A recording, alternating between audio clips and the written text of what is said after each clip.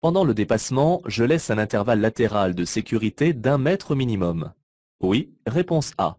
Non, réponse B. Avant de me rabattre, j'actionnerai le clignotant droit. Oui, réponse C. Non, réponse D.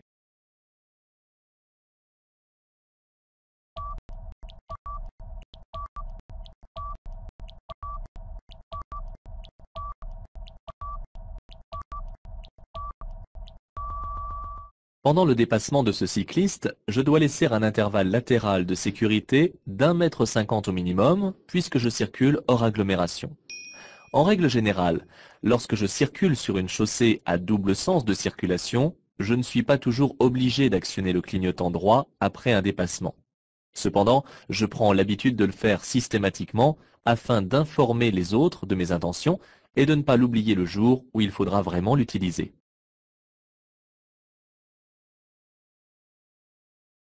L'interdiction de dépasser me concerne, quelle que soit la vitesse à laquelle je circule. Oui, réponse A. Non, réponse B.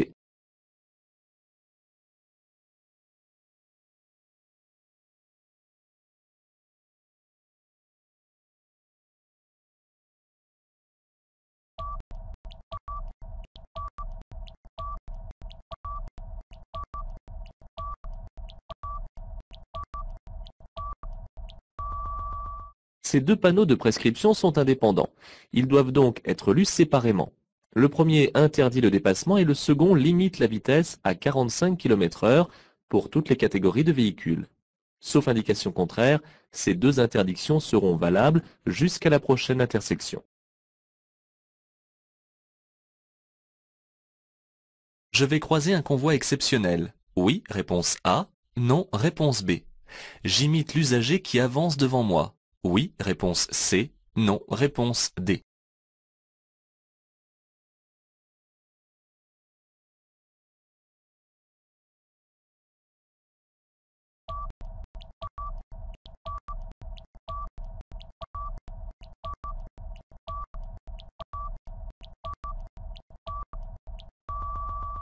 Les véhicules pilotes, habituellement en jaune et dotés de gyrophares jaunes, attirent mon attention sur le croisement imminent avec un convoi exceptionnel. Par courtoisie, c'est à moi de lui faciliter le passage, car il est plus facile pour moi de manœuvrer. Ici, le véhicule pilote m'invite à ralentir et à mordre sur l'accotement car le convoi semble très large. Pour prendre la deuxième sortie en direction d'Angers, je termine le dépassement en cours. Réponse A. Je ralentis pour revenir derrière le camion. Réponse B.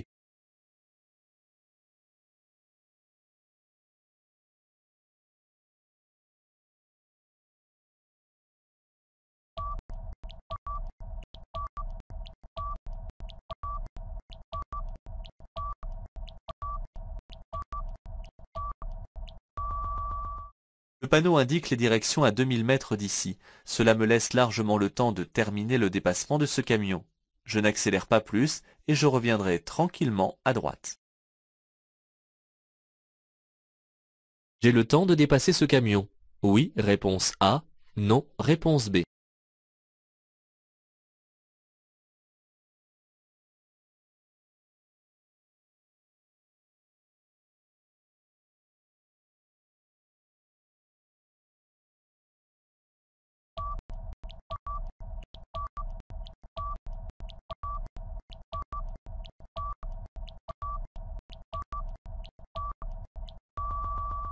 Il me suffit de quelques 200 mètres pour dépasser ce premier camion. La signalisation m'annonçant la fin de la portion à chaussée séparée à 600 mètres me laisse le temps d'effectuer tranquillement ce dépassement. Je cède le passage aux piétons. Oui, réponse A. Non, réponse B.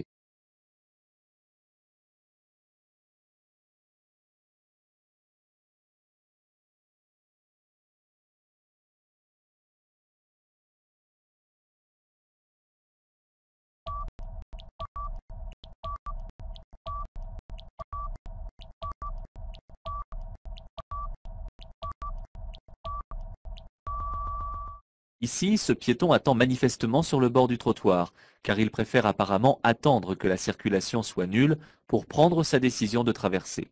Je place tout de même le pied devant le frein car je suis suivi de près. Les deux voies permettent de continuer tout droit. Je reste dans ma voie, réponse A. Je me place dans la voie de droite, réponse B.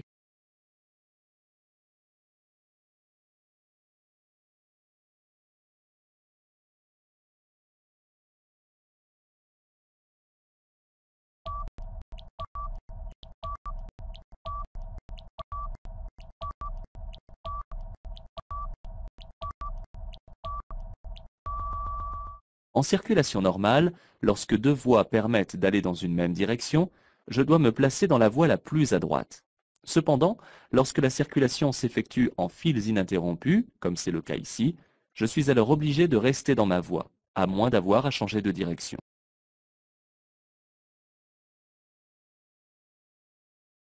Je suis bien placé pour prendre la direction de Lyon. Oui, réponse A. Non, réponse B. Prendre la direction de Béziers Centre. Oui, réponse C. Non, réponse D.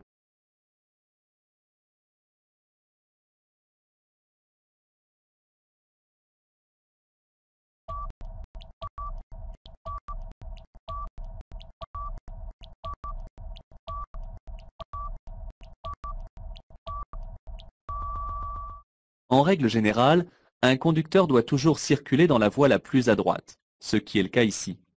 Une voie de stockage ou de décélération s'utilise toujours dès le début. Ici, je suis donc bien placé pour prendre la sortie ou pour continuer en direction de Lyon. Pour sortir, je suis obligé de ralentir avant d'entrer sur la voie pour être à 90 km/h, ainsi que l'oblige le panneau.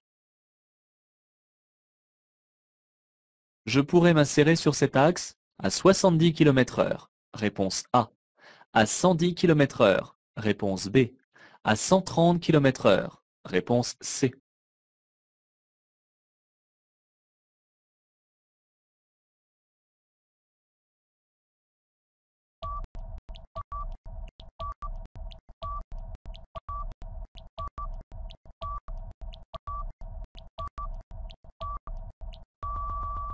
Bien que je sois averti auparavant sur la catégorie de route que je vais aborder, le panneau sur l'axe principal m'informe que celle-ci est limitée à 70 km/h. Pour me rendre au centre-ville, je vais me placer ici, sur la voie de gauche, réponse A. Sur la voie de droite, réponse B.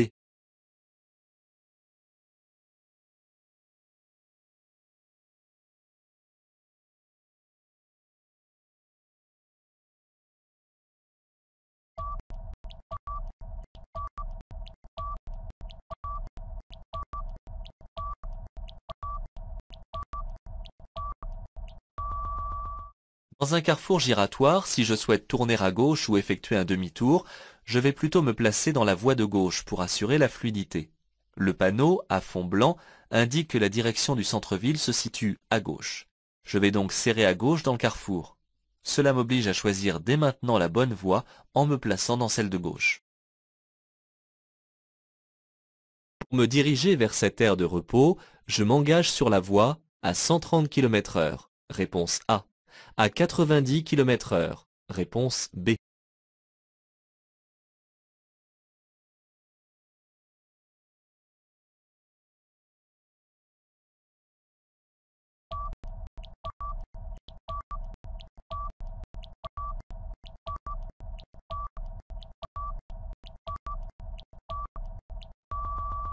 Si l'on prend ici la peine de placer un panneau de limitation de vitesse à 90 km/h, c'est afin d'entrer sur la voie à une vitesse réduite par rapport à celle de l'autoroute.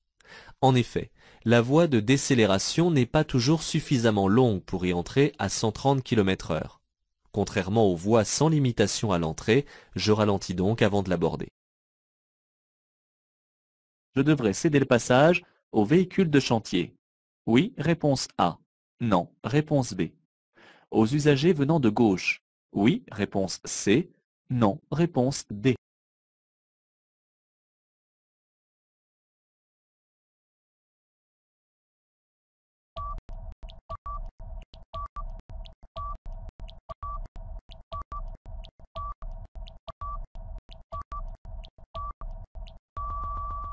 Ce panneau m'annonce un carrefour giratoire.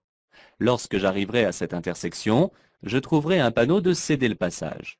Les véhicules de chantier ne bénéficient d'aucune dérogation et doivent se soumettre à la réglementation routière. Je dois tout de même rester attentif lorsqu'ils manœuvrent sur le lieu de chantier.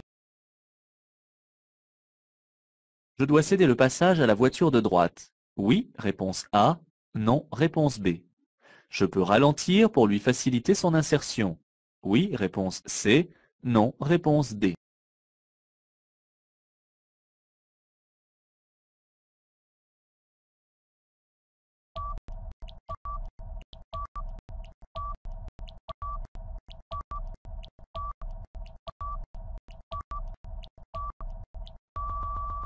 La voie de droite est une voie d'insertion, et le conducteur de la voiture de droite, du fait qu'il y a un panneau de céder le passage, doit ralentir, voire s'arrêter, afin de ne pas gêner les usagers circulant sur l'axe principal. Par courtoisie et du fait que la camionnette freine, je peux ralentir pour faciliter son insertion. Je circule actuellement sur une route à caractère prioritaire. Oui, réponse A. Non, réponse B.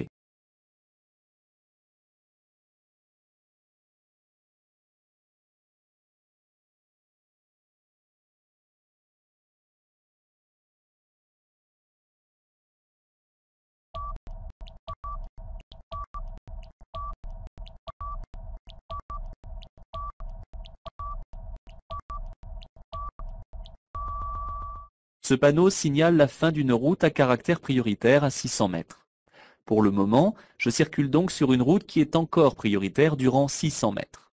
Je rencontrerai ensuite une signalisation appropriée à la prochaine intersection et je m'attends à devoir m'arrêter et à céder le passage. Cet usager circule un peu moins vite que moi. Je sors derrière lui. Réponse A. Devant lui. Réponse B.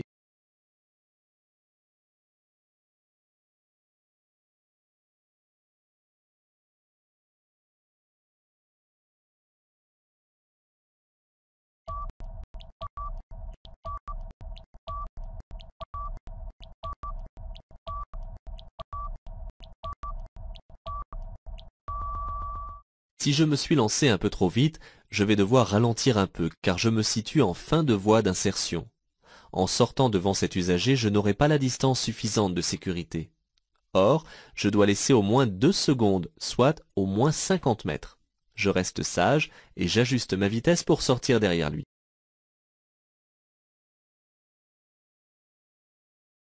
Le double sens de circulation commence à 50 mètres. Oui, réponse A. Non, réponse B.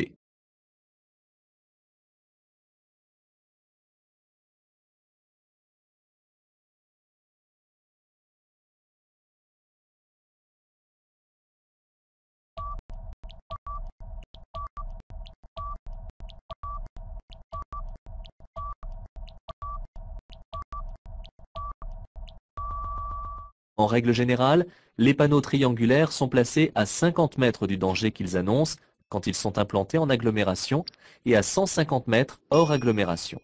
Il existe cependant une exception. En effet, le panneau annonçant un double sens de circulation est placé immédiatement à l'endroit du danger. Le double sens de circulation commence donc à l'entrée de cette rue à partir du panneau. Ces silhouettes implantées dans certains départements m'indiquent que l'endroit est fréquenté par des piétons. Oui, réponse A. Non, réponse B. Que l'endroit a été le théâtre d'un accident mortel de la route. Oui, réponse C. Non, réponse D.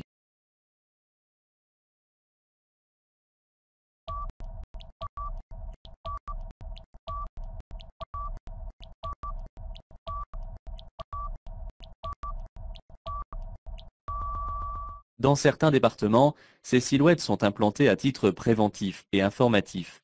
En effet, cette signalisation m'indique qu'à cet endroit précis, un accident mortel a eu lieu récemment. Cet endroit n'est pourtant pas particulièrement plus dangereux qu'un autre, et c'est ce que signifie leur présence. Je suis concerné par ce panneau de signalisation. Oui, réponse A. Non, réponse B.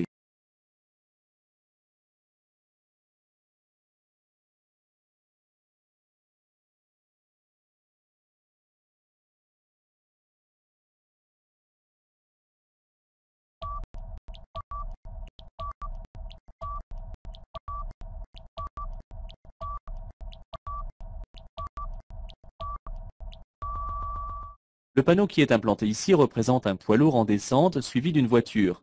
Ce panneau s'adresse en priorité aux conducteurs des véhicules légers qui risquent d'arriver trop vite sur les poids lourds qui sont obligés de rouler très lentement dans les descentes tout en utilisant leur ralentisseur. Je dois donc rester particulièrement vigilant sur la différence de vitesse entre ces véhicules et le mien. La signalisation annonce que la largeur de la route va être réduite à 7 mètres. Oui, réponse A. Non, réponse B. Que la circulation est interdite au transport de marchandises. Oui, réponse C. Non, réponse D.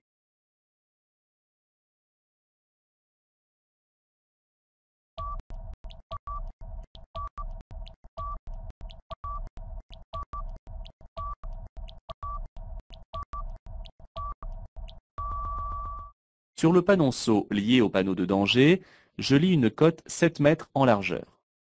La route devient très étroite et les croisements vont être plus délicats, surtout avec les bus auxquels je devrais faciliter le passage.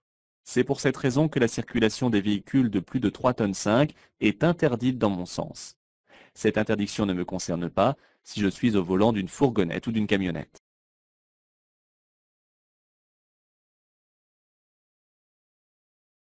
Je dois utiliser cette voie si je conduis un attelage avec caravane. Réponse A. Si mon véhicule est une autocaravane. Réponse B. Si je n'atteins pas la vitesse de 60 km/h. Réponse C. Après avoir dépassé un poids lourd. Réponse D.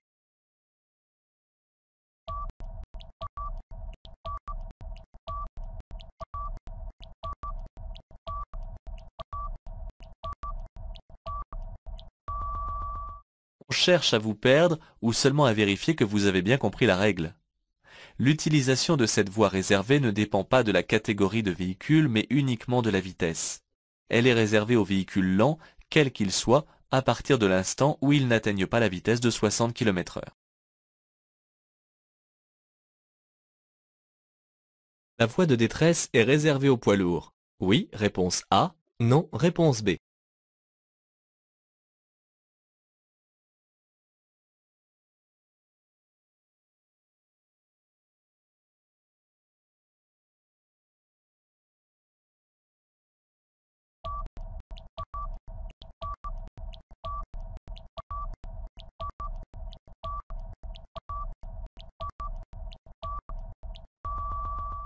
Il n'y a pas que les poids lourds qui peuvent être sujets à une panne de frein. Cela arrive rarement aux véhicules légers sur ce type de route, mais une camionnette chargée dont le conducteur aura trop sollicité les freins risque aussi le fading, qui résulte d'une surchauffe engendrant une absence totale de frein. Pour stationner, je peux me placer derrière la voiture blanche. Oui, réponse A. Non, réponse B. J'enclenche une vitesse. Oui, réponse C. Non, réponse D.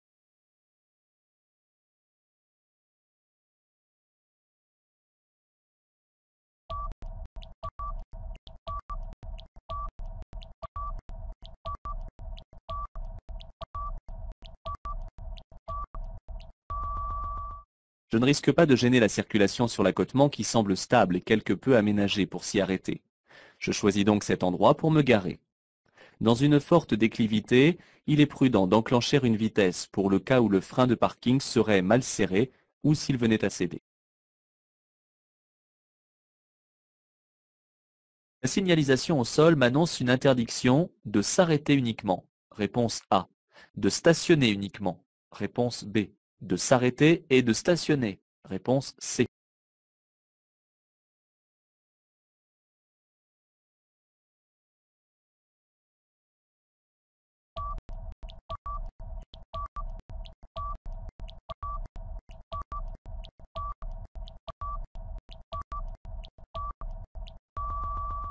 Le marquage jaune continu signifie que l'arrêt et le stationnement sont strictement interdits. Ce marquage jaune suffit à lui-même, c'est-à-dire qu'il n'y a pas besoin de panneaux complémentaires.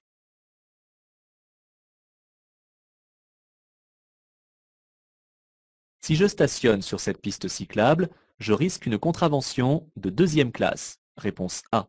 De quatrième classe. Réponse B.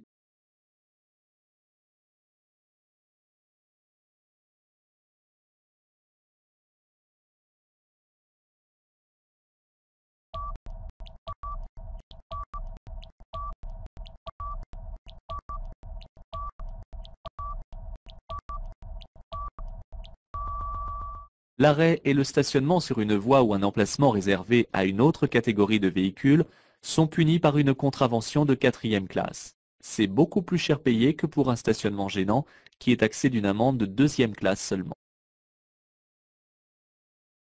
Ce panneau prend fin à la prochaine intersection. Oui, réponse A. Non, réponse B. Un panneau de fin de stationnement interdit. Oui, réponse C. Non, réponse D.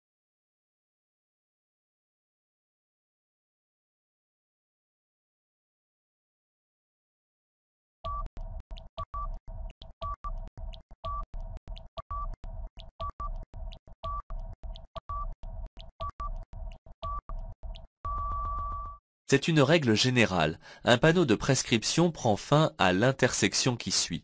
Il sera donc éventuellement répété après l'intersection. Il n'existe pas de panneau de fin d'interdiction de stationner, hormis celui de fin de zone. Ce n'est pas ici l'entrée d'une zone, donc pas de panneau pour mettre fin à cette interdiction.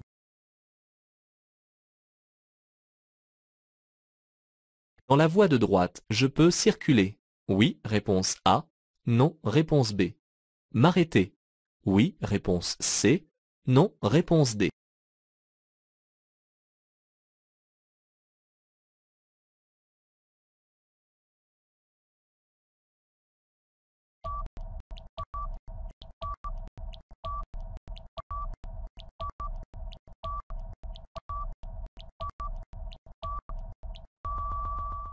Cette voie à droite est réservée certainement aux bus. Cela se remarque par la largeur des traits qui en général mesurent 2 fois celle de la ligne médiane. La circulation des autres usagers y est interdite, ainsi que l'arrêt et le stationnement. L'amende est très élevée. La profondeur des rainures d'un pneu ne doit pas être inférieure à 1,6 mm, réponse A, à 5 mm, réponse B.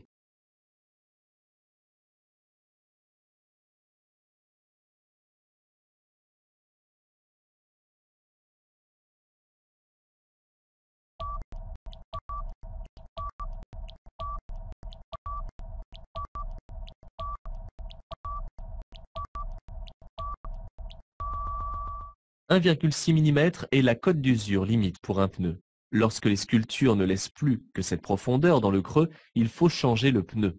La cote de 5 mm correspond à la différence d'usure maximale entre deux pneus du même essieu. En circulation, je risque une perte de 2 points sur mon permis de conduire si le volume de mon autoradio est trop élevé. Oui, réponse A. Non, réponse B. Si je téléphone avec un kit main libre. Oui, réponse C. Non, réponse D.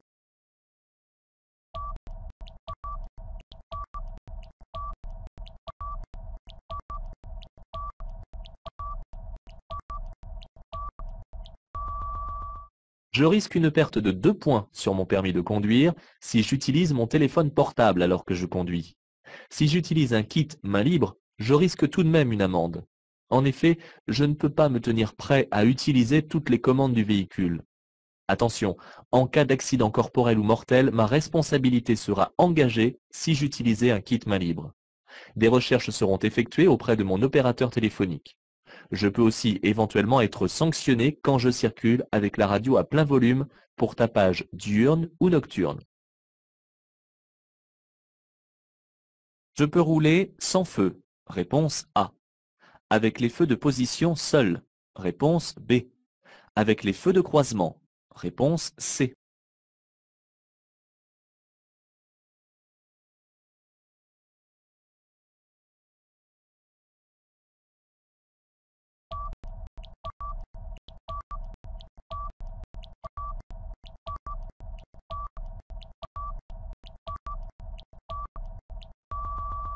La visibilité est réduite, aussi il est interdit de circuler sans feu. Du fait que je circule hors agglomération, j'actionne directement les feux de croisement qui me permettront d'être mieux vu des autres usagers. Les feux de position seuls ne peuvent être allumés que la nuit, en agglomération bien éclairée. Le stationnement irrégulier sur une place pour handicapés peut entraîner une amende de 4e classe. Réponse A. Une mise en fourrière du véhicule. Réponse B. Un retrait de 2 points sur le permis de conduire. Réponse C.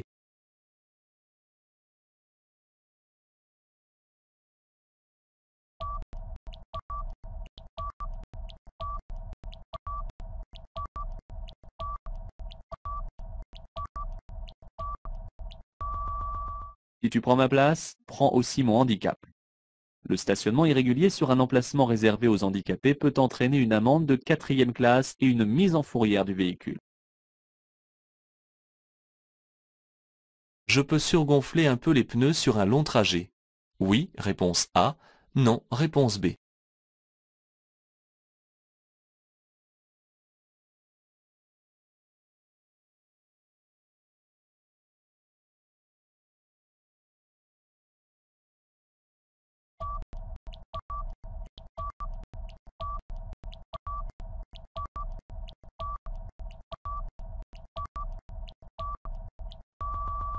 Tous les manufacturiers recommandent d'augmenter les pressions de pneumatiques lors d'un long trajet ou lorsque le véhicule est chargé.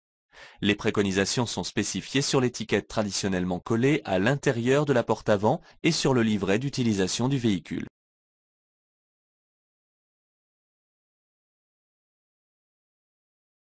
En période hivernale, les feux de croisement sont obligatoires de jour. Oui, réponse A. Non, réponse B.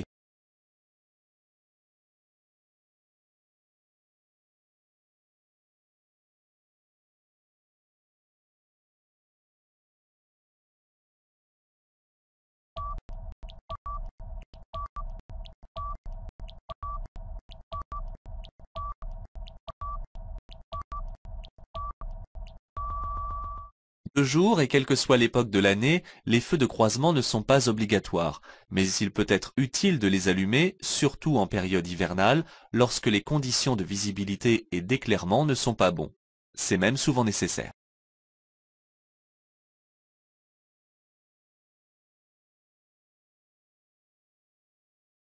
Les effets de l'alcool ne sont perceptibles qu'à partir du deuxième verre. Oui, réponse A. Non, réponse B.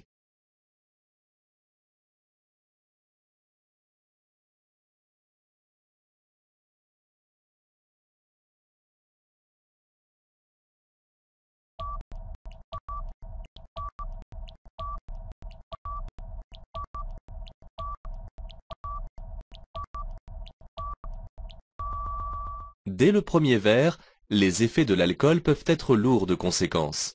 La perception visuelle peut être altérée et la capacité de réaction diminuée. Même avec un taux d'alcoolémie ne dépassant pas 0,10 à 0,15 mg par litre d'air expiré, il est dangereux de conduire.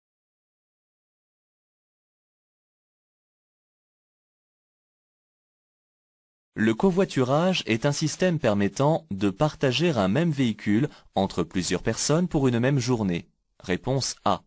De transporter plusieurs passagers dans un seul et même véhicule. Réponse B.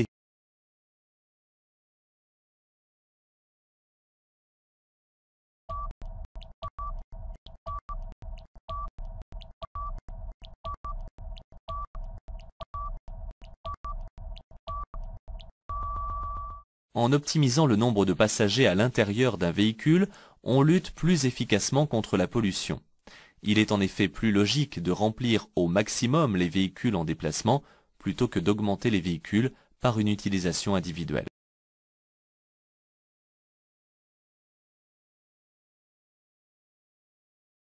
Si je circule ici 50 km/h au-dessus de la limitation de vitesse, je risque 1 point en moins. Réponse A. 3 points en moins. Réponse B. 4 points en moins. Réponse C. 6 points en moins. Réponse D.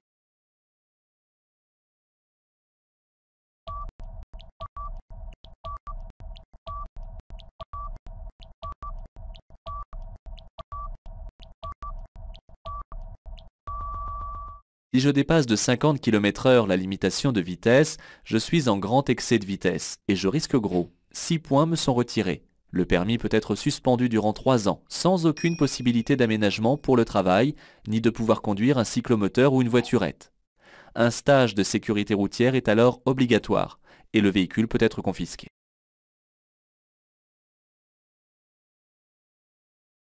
Je souhaite dépasser cette autocaravane. Je suis à bonne distance. Oui, réponse A. Non, réponse B. Je peux m'approcher plus pour mieux manœuvrer ensuite.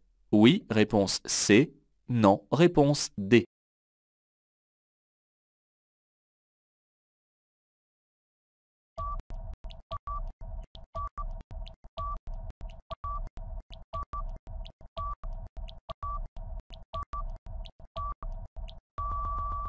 Pour suivre un usager, je dois laisser 2 secondes d'intervalle de sécurité. Je suis ici beaucoup trop près même si j'envisage de dépasser bientôt ce véhicule. Dans cette situation, j'accélère. Réponse A. Je garde la même allure. Réponse B.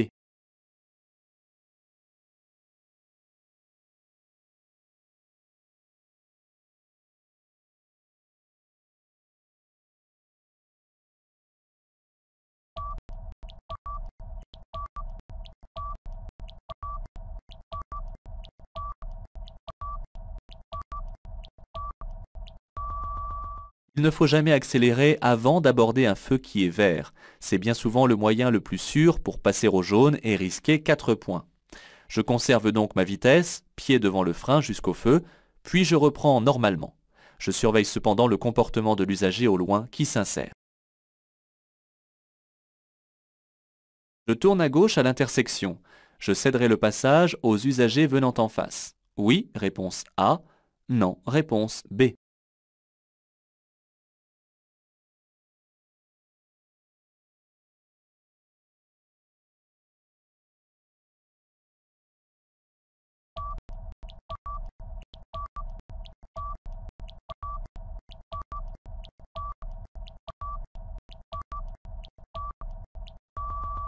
Pour tourner à gauche, je coupe la trajectoire aux véhicules arrivant en face, je dois donc leur céder le passage. Je tournerai à gauche après que ces deux véhicules soient passés. La prochaine aire de repos se situe environ à 10 km. Réponse A. À 30 km. Réponse B. À 100 km. Réponse C.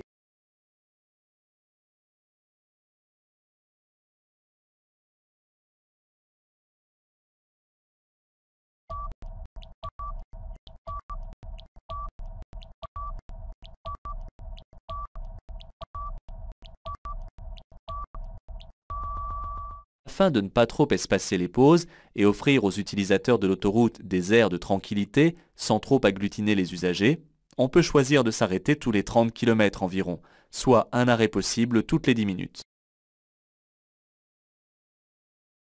Dans ce tunnel hors agglomération, je peux circuler avec les seuls feux de position. Réponse A. Avec les feux de croisement. Réponse B. Avec les feux de route. Réponse C.